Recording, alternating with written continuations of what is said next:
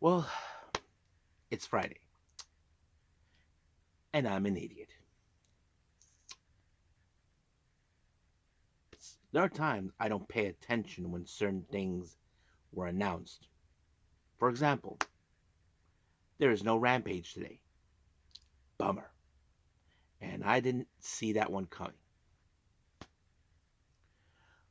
But that doesn't stop me from doing what I like doing, giving you guys some good reviews.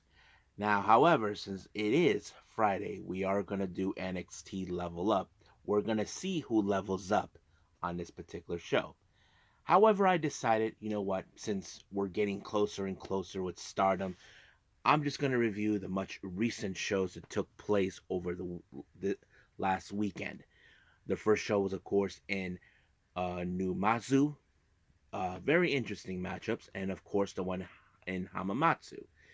So basically, we got that. Now, we're all going to cap it up with some news updates to give you guys updates what's going on in the world of pro wrestling, such as what events the promotions are throwing out, who's booked, what matches are set, and of course some developments that are happening in the world of pro wrestling.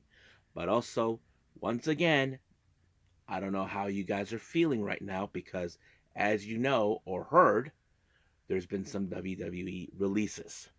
Um, I I was a bit surprised on certain wrestlers I did not anticipate.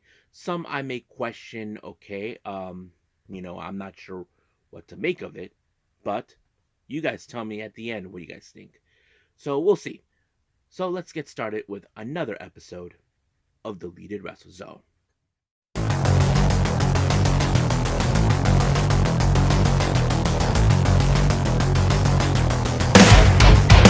Are you ready? Get up, get up! Get up, get up! Get up, get up! Get up, get up! Get up, get up! Get up, get up! Welcome everybody to Deleted Wrestle Zone. All things that it's pro wrestling with AEW, NXT, New Japan Pro Wrestling, TNA, the National Wrestling Alliance, various promotions, wrestlers, matches, and championships. I am your host, J Rod here. So, if you are new to the channel, welcome. This is a channel where we do a lot of pro wrestling reviews from various promotions, not only here in the United States, but also in Japan, Mexico, Canada, Europe, the UK. Anywhere in the world of pro wrestling is not as big, but it continues to grow. We also do discussion videos, talk about various topics, like, of course, the wrestlers themselves, promotions, factions, storylines, whatever we want to talk about. We also do more news updates. If I'm unable to put some news updates on this particular episode, I can put it on a separate video by itself. We also do real time news updates to keep you guys on alert if something has happened in the world of pro wrestling that needs to be addressed upon. We also do the Unagi Sayaka watch and various other cool things as well. So if you like what you see, please subscribe to us. So click on that subscribe button. You'll be getting a lot of daily reviews and other cool wrestling content on this channel as well. But if you like this episode, please give us a like on the like button or a nice comment in the description down below. Now, all introductions are set aside. I believe it's time to get this show on the road with our very first review. This is one of two shows from Stardom, and I think this was in Numazu. I think. Hopefully, I pronounced it right.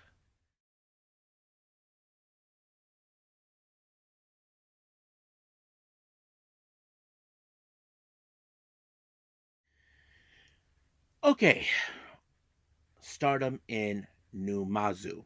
This took place back on the 13th of February, right after the Court Hall event. Our first match features, of course, God's Eye rookie Rana Yagami taking on Lady C. Now, nothing too significant to special about the match, but however, the factors and dynamics of this match, I can tell you, Rana Yagami is a fantastic striker. Like I said, there was a reason I thought that she would go with God's Eye. Um, but however, she has to face someone who's a bit more taller, and she'll probably apply the choke slam, Lady C. Now, I can put on record Lacey hasn't picked up one of the biggest wins yet, but however, she has been improving little by little, and I'm sure that her mentor and former leader of Queen's Quest will be proud of her once she achieved that gold when she gets there. But however, this match you can tell that she picked up a very fantastic win by applying a very interesting submission. Now I don't know what kind of submission, but she did use a little bit of the leg power and do a lock on an arm that will be helpful. I'm like, very interesting that she tried a different dynamic. I would have assumed that she would have applied a choke slam, but nope. But submission will have to do. Now, our next match, we have a rookie and not currently unaffiliated with any of the current factions. Rian takes on Death. That's right, Fukigen Death. Of course, Fukigen Death, with her attitude, how she is. Um, I can tell you this match ended with the O'Connor roll, which probably was simple. Now, Rihanna, of course, we are expected to see her lose matches because she's still starting out, but I'm sure she will improve as we go.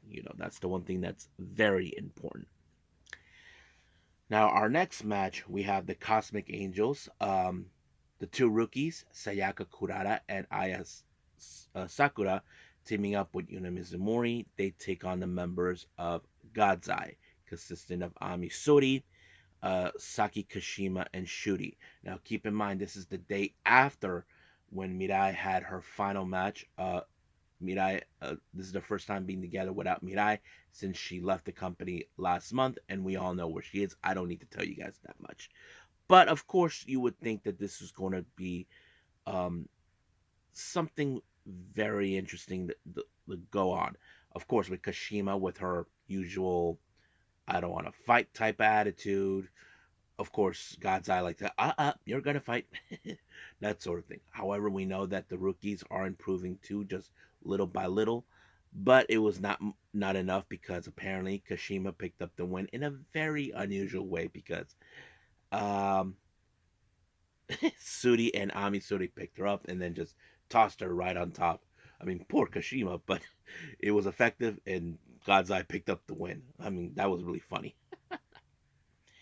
Now, we have an interesting 8-woman tag match. We have team number one, a very interesting combination. We have members of Queen's Quest consistent of Miyu Amasaki and Saya Kamitani. They team up with the current goddesses of Stardom. We're talking about Mei Sita and Suzuki. They take on, of course, star members Momokogo, Koguma, Azuki, and Mayu Iwatani.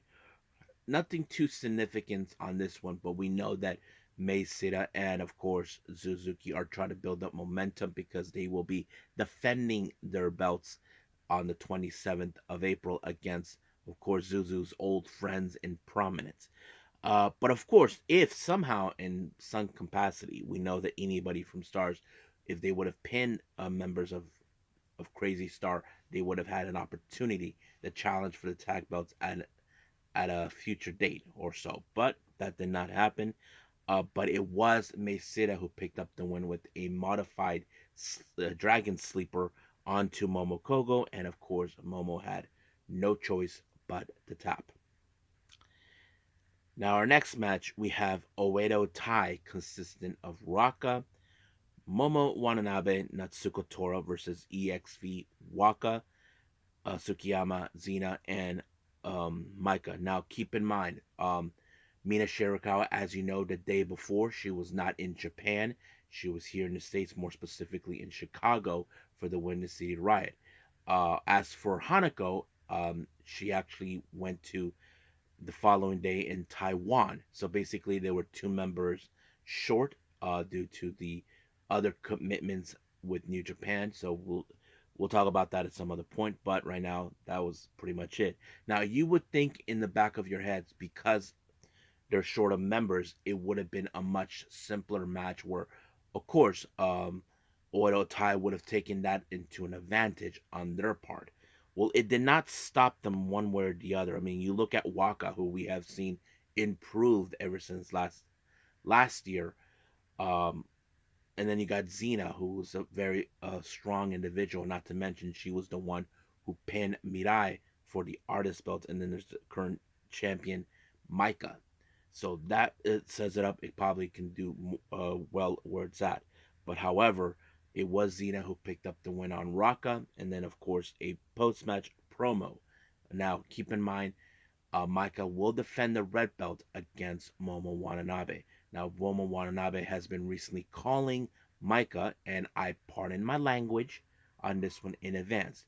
Momo has been calling Micah a shitty champion.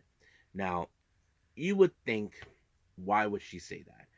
Well, I would say maybe there's a possibility she thinks that she's not good enough to be a champion. I think now remember, Micah was upset that people were talking about Julia rather than focus on her. I mean, we hardly hear things about her, like what a great champion or anything by the news outlets or stuff like that. But it would make sense. I mean, there are fans out there who are dying to see Momo finally obtaining the one belt that she has been longing for, and that is the red belt. But we'll get to that until the All Star Grand Queendom. Now, our main event, we have Meltier, members of the Cosmic Angels, and of course, former tag champions Tam Nakano and Natsupoi taking on the current New Blood tag champions. And of course, one of them is the winner of the Cinderella tournament, Hanan, and along with her tag partner, Wingori. Now, some of you may think by looking at this match, you would think, okay, Meltier has a far more better experience because they have been teaming very well. They had a great success as the Goddess of Stardom tag champions. But however, I think this match is more like telling the story that Hanan is now more determined than ever to obtain the one belt that she has now been aiming for, which is a goal that she has mentioned, I think, last year. And now that goal is coming into a fruition for her, and that is the white belt currently being held by uh, Cosmic Angel member Sayuri, who's also friends with Tam and Natsupoi. But I think this was the biggest surprise match because it was Hanan who picked up the win with the 17 on Natsupoi. Tam did not see that one coming because there was a bit of a mist of a chaos like throughout the entirety of the match before till the end. And just like that, Hanan picked up the win. And of course, this is a direct message from Hanan to Sayuri Noi. And I'm sure Sayuri Noi will be paying attention what this is going to be. But like I said, we just have to wait and see until we get onto that day of the match on the 27th of April. So I think that's pretty much it what we have for this particular show with Stardom. Let's do the other one in Hamamatsu.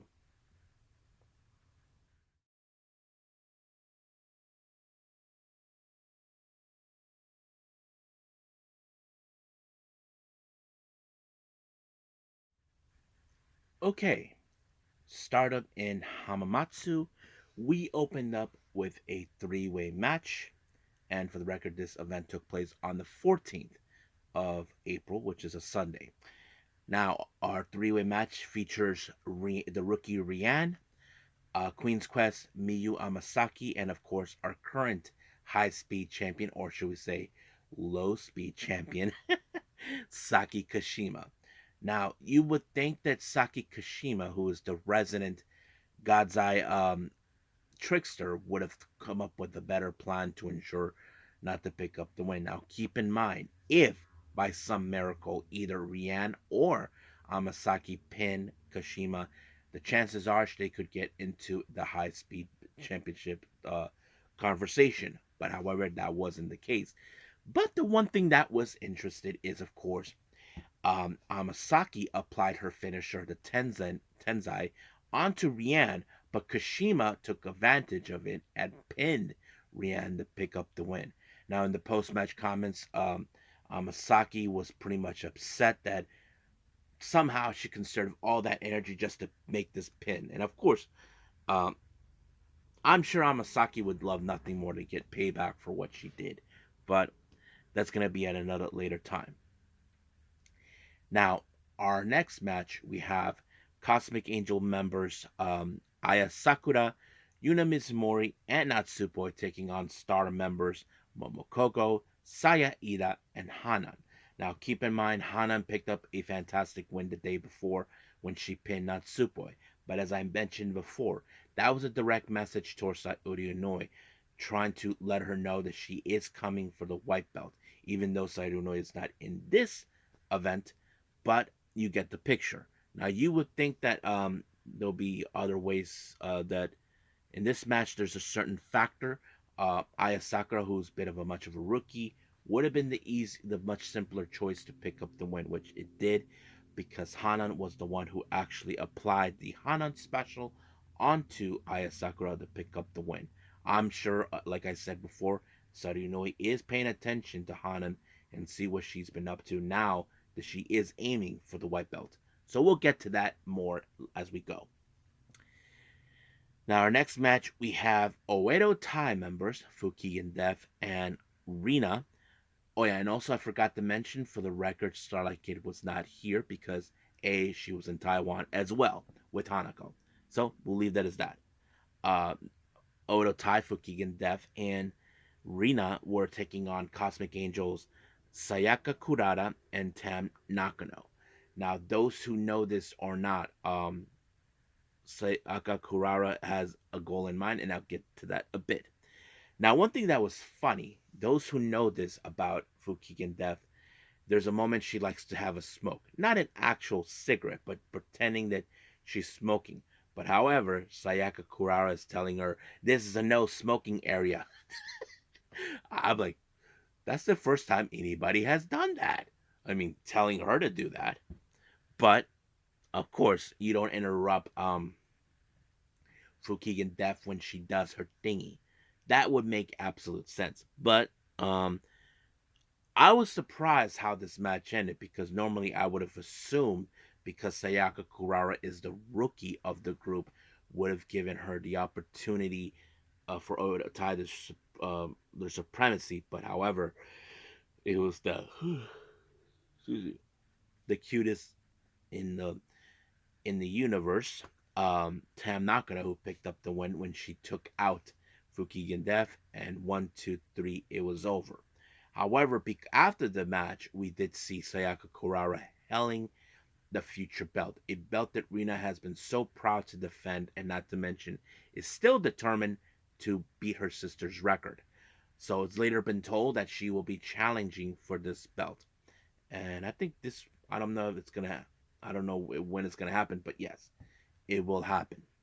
There was a press conference just recently involving it, so we'll get to that at another point. Now, our next match, we have the other members of God's Eye, consistent of Rana Yagami, Amisori, and Shuri, taking on star members Koguma, Azuki, and Mayu Iwatani. Now, you would think that this is going to be interesting because you got the core members um of stars in this mix. A pretty good match, but not to mention you got to be more careful with the resident bear of the group. That is, of course, Koguma. But Koguma was able to pick up the win by pinning Yagami, and just like that, it was completely over. Now, ahead of their match, we have a preview.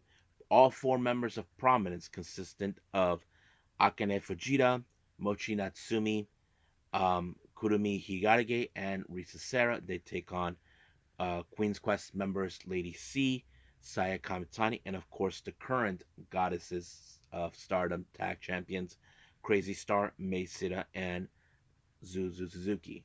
Now keep in mind, as I mentioned before, the tag titles will be defended at some point. This is something you don't want to miss out. But of course, it was a preview. You would have think that there was going to be some interesting dynamics on this one. Yes, I mean we know that Prominence are a very cohesive unit.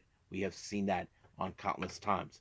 But in the end, it was a what's her name, Hiragi, with the of course body press onto Lady C to pick up the win. But I'm sure Zuzu and Mexia are not going to allow Prominence to take these belts off of them. So it's not the first time Prominence have taken championships before. We did have that where they actually won the artist belts at the 2022 Dream Queendom. So that pretty much says it all. But we'll see what happens when we get to the actual match. Now, our main event, we have once again Oedo Tai with Raka, Momo Watanabe, and Natsuko Tora taking on EXV Waka, Xena, and Maika. Now, I said this before. We know that Maika will defend the red belt against Momo Watanabe. So that is something we are expecting. Now, you would think that somehow, I mentioned this before, the last time these two teams tangled, there was not going to be a problem because they're two short members, EXV out. I mean, Mina was in Chicago 2 days prior, and of course, Hanako on this particular day, she's in Taiwan along with Starlight Kid, having a singles match over there. That did not change anything, but you can tell by the determination of the storytelling that Momo is determined to win the red belt at any cost. And of course, she does believe that Micah, and I said this again, pardon my language, she calls her a shitty champion. So that's what she was doing. And she was able to pick up the win when she applied the Peach Sunrise on Xena. One, two, three, it was over. Now, of course, after the match, there was a promo with Momo sending a message loud and clear.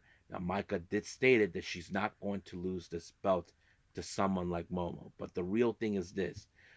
Now during the press conference, there's going to be a different type of rule setting, a three stages match, basically a 2 out of 3 falls type. There's going to be a normal traditional wrestling match with the time limit of 30 minutes. And then there's a hardcore match. And then, of course, there's the. I'm not sure if I heard this one right. The last person standing. I'm not sure about that. But this is going to be a very interesting match to watch because we're gonna see if Micah can withstand someone like Momo. Momo has no. Now keep in mind, if you guys remember clearly, when Momo along with Kashima and Starlight Kid were the artist belts, they requested a match with, of course, hardcore rules because they thought just because they used the weapons that makes them the experts. But of course, Prominence were the experts because they participated in those that type of setting. But does Micah has experience of what the type of dirty tactics that Oedo Tai has done? Well, I don't know. We will see when that day happens. So we'll just wait and see. As of right now, we do know that there's going to be another show happening as we speak, but hopefully I get to review that. But right now, let's move on with our last and final review, NXT Level Up.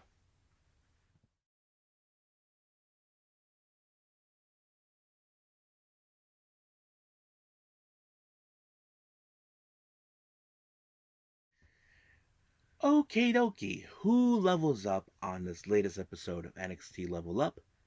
Let's find out. Our first match, we have, of course, Riley Osborne representing Chase University takes on Kale Dixon. Now, we haven't seen Kale Dixon that much. Riley Osborne, we know we has been seeing him appearing in NXT with some interesting storylines, but we haven't seen him that much action. But it's okay that he is now improving as we go. But how would you think this match would go with Kale Dixon? I have to say it was a very decent match. No storytelling, much of it, but Riley Osborne was able to pick up the win with his usual move, the shooting star press, and just like that, it was completely over. Now, before our next match, involving one particular wrestler, Sarah did an interview with Carmen Petrovic. Now, Petrovic, as you know, she is going to be helping Natalia to do her upcoming NXT Underground match, but however, she has to focus at this particular day against a wrestler. She thinks that she is okay, and that is Ren Sinclair. Now, Ren Sinclair, we know that she is a very strong, capable wrestler, but she hasn't had the necessary experience since arriving, much like Petrovic. But let's get to that match right now. I mean, I have to say, you look at Carmen Petrovic, who is now determined to get back on track with certain losses that she had. But of course, this will be not much of like basically like a stepping stone, improving that craft. But she was able to do so when she did a very interesting move. This is a move that we've seen Will Ospreay do many times. It's like a spinning high fly kick or something. I was like, wow, very impressive, and I thought it was very good. Now, our main event, we have Hank and Tank, of course, taking on Big Body Javi, and of course Drake Monroe. Moreau, I think that's his name. I'm not sure, but yes, we have seen Moreau on two occasions. One he teamed up with Big Body Javi. They lost that match, and then we did see Moreau at another event, another timing with NXT Level Up. He also lost, but however, I think this match was a good way for Hank and Tank to get back on track as well with certain losses that they had. But they were able to pick up the win when Hank pinned Big Body Javi, and just like that, Big Body Javi goes back to the drawing board. But we will see how things will go from here on out. I think that's pretty much it right now with NXT Level Up. So we're pretty much done with all the reviews. I believe it's time for our last and final thing, news updates.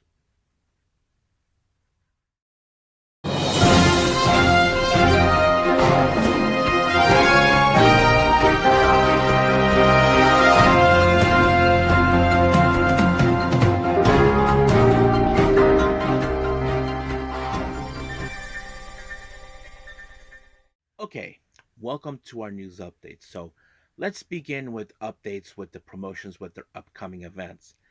Now, let's begin with the GCW events. As you know, I mentioned next month in the month of May on the 18th, they have a brand new show they announced called Most Notorious. Now, I did mention the name has been mentioned to be making her debut in this particular day, and that is none other than Megan Bain. That's right, the same Megan Bain you saw in Stardom. So she will be making appearance. But other names has recently been announced who will be participating on this particular show. Most Notorious, we have Nick Effin Gage, Joey Janela, and Ruckus. So these are the individuals that will participate on the Most Notorious show. Now, as you know, we still have a month later on June 1st, we have the tournament survival. Now, only 9 names have been mentioned to be involved. We have Yuki Ishikawa, Hideyoshi Kamitani, Big F and Joe, Shumna Katsumata, and of course, John Wayne Murdoch. Now, still no indication who else will participate. I'm sure that GCW are looking into who will be available, who isn't. So we just gotta wait and see until we get to the announce more. Now, it was announced by Stardom that members of the roster will participate in a special match in the Osaka Comic Con, which will happen on May 3rd all the way to May 4th. May 5th of this year. The people that will participate in this particular match will be none other than members of God's Eye, consisting of Runa Yagami and Shuri. They take on Momokogo and Rookie Rian. Now, as you know, the United Japan Pro Wrestling Alliance set up a new event called the All Together Show. Certain matches have been announced. However, there was talk about a Stardom wrestlers participating. We did have names have been mentioned. These guys were in fact rivals, but now they're going to be partners in this particular show. We're talking about two former high speed champions, Starlight Kid and Natsupoi. They take on the members of Queen's Quest, consistent of Miyu Amasaki and Azumi. So that's going to be interesting. Uh, Jersey Championship Wrestling, or JCW, for their Aftermath Hours 4 event that takes place on the 1st of June. Matt Mikowski has been announced to be participating on this particular event. Now let's talk about certain developments that's been made. Now, as you know, I mentioned this before. New Japan Pro Wrestling has announced that Yo is officially out of the Best of the Super Juniors. Before it even begins, he injured himself during a shoulder injury. But they did announce a replacement at a later date. However, that replacement was already announced, and that is, of course, the former IWGP Junior Heavyweight Champion and on multiple occasions, Kushida. Now, I have to say it's perfectly suitable for a replacement, but however, I'm still waiting for the one thing that I want to hear. Is Mustafa Ali. Now, Mustafa Ali has been very flustered at the fact that New Japan didn't even bother calling him to participate. He feels that he should be the one involved because he is the strong super junior. So I'm yet to hear what's going to happen. But however, we have seen Kushida participate in TNA a lot. I wouldn't be surprised if Mustafa Ali gets in his face telling him that he stole his spot. That's something I am predicting as we go. But we just wait and see what happens. Now, as you know, recently, last weekend, we saw the most shocking development with the members of At Risk Girls making their decision to walk out and leave with Fuka to go to Brasi Ogawa's new promotion, Mighty Gold. Now, they just recently announced that one of their own wrestlers named Cat Mask Calico will be having her final match later on this month on the 26th. Now, they never specify what is the main reason why she's leaving, but I did hear that Cat Mask Calico is one of the most popular wrestlers in the promotion. Now, they never specify what was the reasons of her deciding to leave. Unlike the girls we saw that they just walk out, which of course at-risk girls feel disgusted and disrespected by their behavior. Calico had, I have to say, in my opinion, had the decency to inform them that she was leaving. There's still no clear, but there are those that speculate where she might go, but we just don't know yet. We just gotta wait and see until that happens. So I have to say I wish nothing best for um, Cat Mask Calico, but hope she does well wherever she's gonna go. Now, for some reports coming from the Wrestling Observer. Now, Dave Meltzer gave some interesting thoughts about Rossy Ogawa's new promotion. This is what he had to say. Rossy Ogawa's new promotion called Dream Star Fighting Mighty Gold, although it's basically called Mighty Gold, had an open press conference on April 5th, and there's working arrangements between the promotion and WWE. WWE flew Julia and Rossi to WrestleMania to make a deal. Ogawa is attempting to get Io Sky and Kairi Sane to Marigold for a major show this summer. That will be announced shortly. While not finalized due to visa issues, Julia is expected to be working for both companies for a time before eventually moving her family to the U.S. Whether this happens or not, Mighty Gold is expected to work with WWE to have Julia appear in a big few shows per year. So basically, this is something that Dave Meltzer has talked about recently. That there is the possibilities of, since Rossi broke away, was fired from Stardom by Bushi Road, that there is the chance this is going to happen. Um, we know that Julia will be coming here to the States to be part of NXT, but we still haven't heard anything if this is going to be finalized. Now, we know that Rossi said he doesn't know how things will go from here, but we hope that things will work out for them. I know Rossi has a tendency to be overprotective over his girls because he doesn't want them to be poached or something, but we'll see. Now, and also on the Wrestling Observer report, they talk about last year's WrestleMania, the WrestleMania 39. Now, many people last year were upset that um, Cody Rhodes, well, people were expected Cody to win. However, it was Vince McMahon who made the final call for Cody not to beat Roman Reigns. And of course, the original plan was Cody to win that particular, but Vince McMahon had a change of plans, and Triple H was on board but did not disagree. So this is what the Wrestling Observer reports on that. Regarding the perception from outside, that is Vince who made the call not to put Cody Rhodes over last year's WrestleMania, a call which now internally has been credited for the record-setting nature of this year's show. Vince did have the final say at the time, but it was noted Levinsky agreed to that as well, and it would be happen either way. It is true that the original plan last year was for Cody Rhodes to win, but both McMahon and Levinsky, Triple H, were on board with the return of from the pec surgery and the title win. After the injury of telling a short, not although different from Triple H returning from a quad surgery title win in 2022 Mania, a lot happened behind the scenes, with the key points being argued that eventually the agreed by all parties it would be a stronger later year later. It also argued that keeping Reigns as champion would open the key to storyline to make Jey Uso into a major single stars and merchandise draw as a babyface.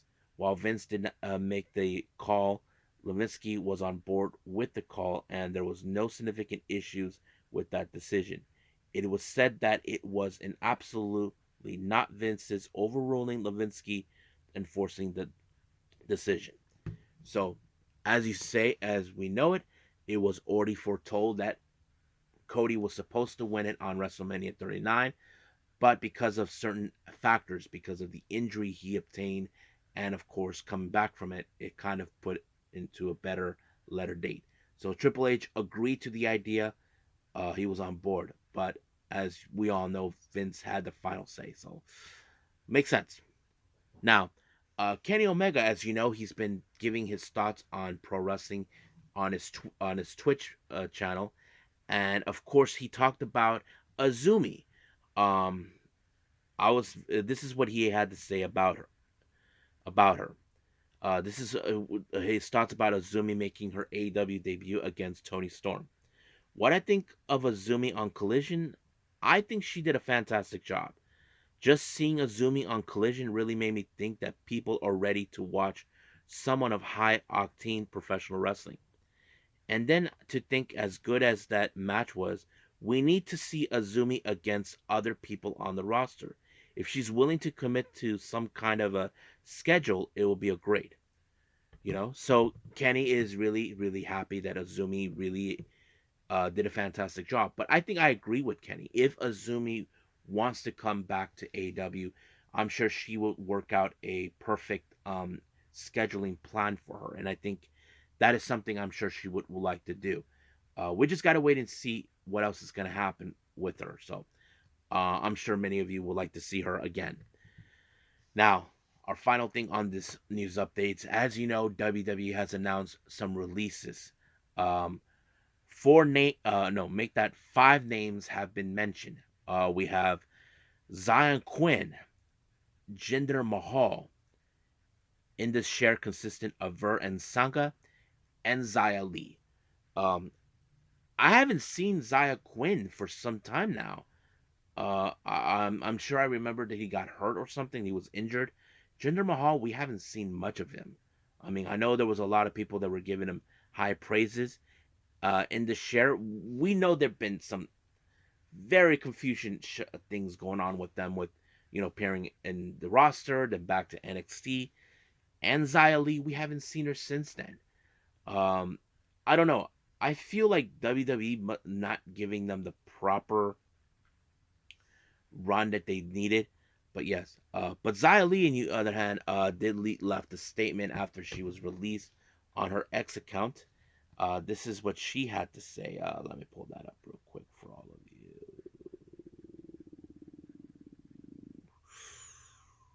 Here it is.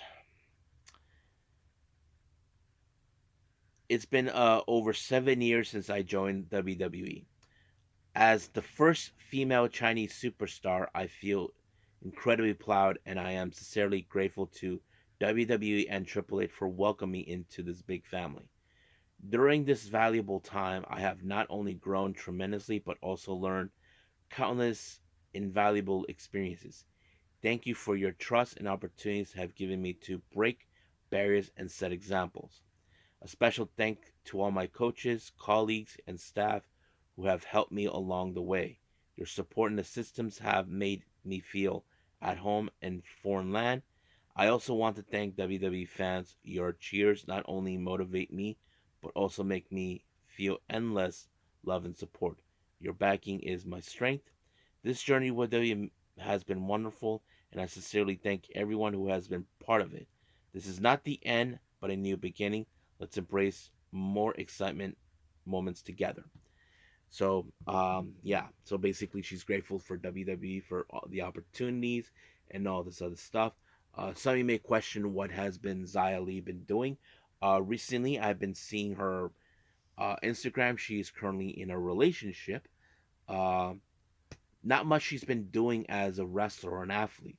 Uh, but there was this person who posted that this is the perfect time for Xia Li to have a Stardom run.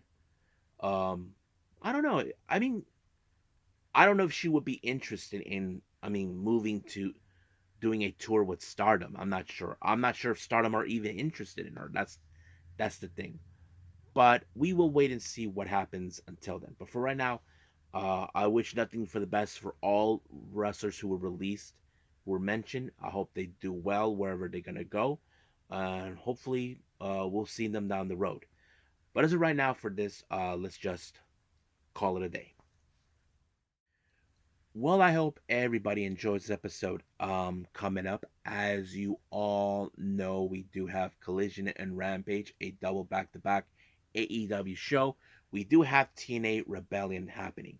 Now, for the record, I'm not sure if I'll be able to watch it due to the fact that it's going to be a very tight thing because I was I'm it's because right now there's still a lot of wrestling shows I need to catch up on. Most specifically with the collective, I'm behind on that one. And this coming weekend, we do have GCW's How High and Breaking GCW. So it's going to be a little tight thing, but we'll see where that leads us from here on out. I'm sure I'll do the best of my ability to get everything out of the way and move forward. But as of right now, we'll just leave things as it is, and we'll see how it goes for the next episode. Right now, I am currently working on the next Unagi Sayaka watch video. Try to catch up. I know I'm haven't been posting that much of her. She is one of my favorite wrestlers to watch. But we'll see how things will go. But as of right now, I'll see you guys on the next DWZ time, same DWZ channel. I must bid all of you adieu. So goodbye, and have a nice day.